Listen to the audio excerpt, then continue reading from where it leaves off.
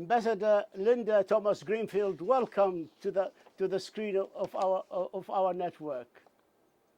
Thank you. I'm delighted to be here. Thank you for this opportunity. I would like to start by asking you concerning the report of the Secretary General, which is requested by this new resolution 2585. It says here in Article 2 of the resolution that subject to the issuance of the Secretary General substantive report with particular focus on transparency in operations and progress on cross-line access in meeting humanitarian needs. What does that mean, substantive report? It means that the Secretary General, working with the team on the ground in Syria, will provide a report, a thorough report of the situation on the ground as it relates to providing humanitarian assistance. We see this as a great opportunity for the Secretary General to give the Council a briefing in writing of the situation on the ground as we move into the second 6 months of our 12-month extension. Why wasn't the resolution mandate extended for 1 year? Because when it says subject to the issuance, you're putting a condition for the renewal, the automatic renewal for another 6 months. It gives that impression, Madam Ambassador. I know it may give you the impression, but the reality is it's an automatic 6 months. We require reports from the Secretary General and from agencies on the ground on a regular basis. We see the extension as a 12-month extension, but at the 6-month mark, the Secretary General will give us a report on the situation on the ground. And that is something that all of the Council members agreed with.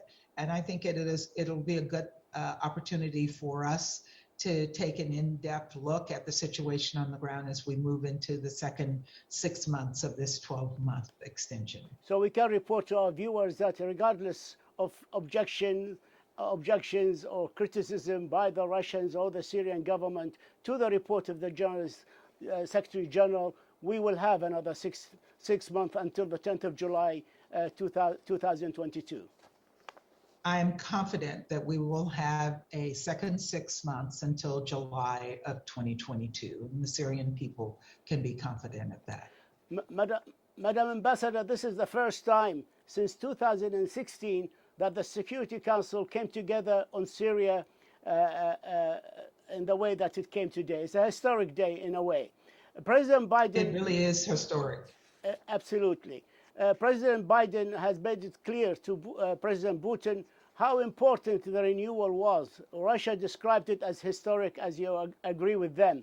Is it possibly a turning point in Russia-US relations?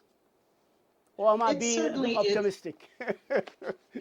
You're not being optimistic. I would describe it as certainly a positive move in our relationship, that we were able to come together on an issue of mutual interest and agree to a formulation of a resolution that was supported by the entire Security Council. I think other members of the Security Council saw this in a very positive light, and I think they're hopeful, as I am, that future engagement in the Security Council between the US and Russia will lead to other positive returns as well. We do hope so. The unity of the Security Council is very important. In the Security Council, you said, Madam Ambassador, the US will work to expand the forms of access, and that there is more the Security Council can and should do. Can you explain to us what did you mean? You know, there are so many needs in Syria as it relates to Syria and getting humanitarian assistance to the Syrian people.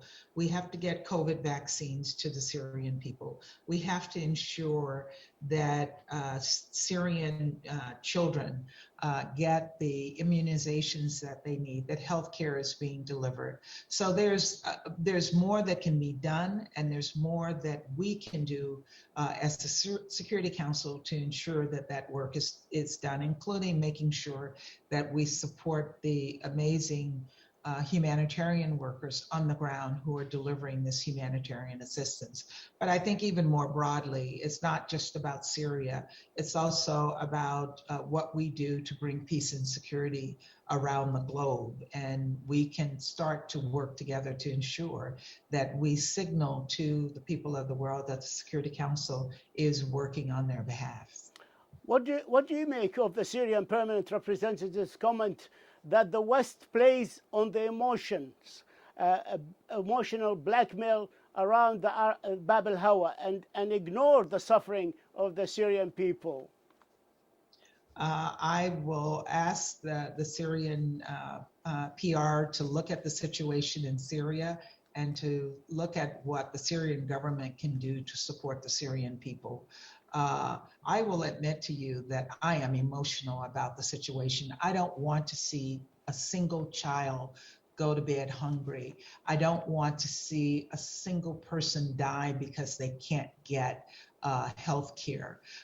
If that's described as emotional, I own it. And that is why I was so committed and I was so passionate about ensuring that we kept this border crossing open. The French permanent representative in the Council, Ambassador Riviere, said no aid to rebuild and no lifting of sanctions until a credible political process is launched as per Resolution 2254. Neither financial development that will contribute to strengthen the Syrian regime in the presence of such situation, no political credibility for the system. Is that also the position of the United States? You know, we are trying to work to find a political solution for the situation in Syria, but it will depend upon whether the Assad government is willing to do that. And while we see the opportunity to look for ways to provide some recovery assistance to the Syrian people, we are not planning to, nor will we provide assistance directly to the Syrian government. The government has mismanaged its own economy. The government has mismanaged its own political system. And we won't be part of that, but we will continue to look for opportunities to assist ordinary Syrians in terms of having a normal life. Madam Ambassador, time is catching up with us, and my last question is: Can you give us a peek into the negotiations that took place this morning? Was it difficult? Was it easy for you to achieve this achievement of getting this draft sponsored by the United States and Russia and getting the 15 Council to vote it unanimously? Can you give us just a bird's eye view of this? You know, I think when we approached this, we saw from all sides that there was a commitment to finding a solution. And so we poured our hearts and souls into finding that sweet spot, finding the place where we could all come together. And we succeeded with 15 members of the Security Council voting for this resolution. It doesn't get any better than that. But it did take a lot of hard work, and that's why we want to be engaged in the multilateral system.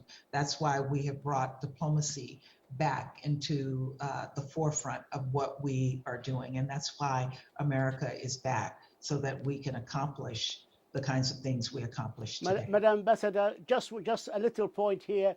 Can we be optimistic and hope and wish that this agreement that we see and this unity in the Council today that we saw this morning can translate into a movement on the political prospects of finding a solution for Syria? Let's hope that that's the case. That's all of our desires, and we certainly will be working to achieve that. Linda Thomas-Greenfield, Ambassador, and the permanent representative of the United States to the United Nations. We thank you for your insight and we thank you for your time. God bless, and we hope to see you again. Thank you very much. Thank you.